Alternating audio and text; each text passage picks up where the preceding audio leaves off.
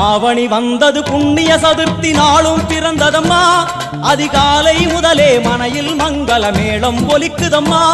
கஜமுகனின் வரவை காண குடும்பம் வாசலில் கூடுதம்மா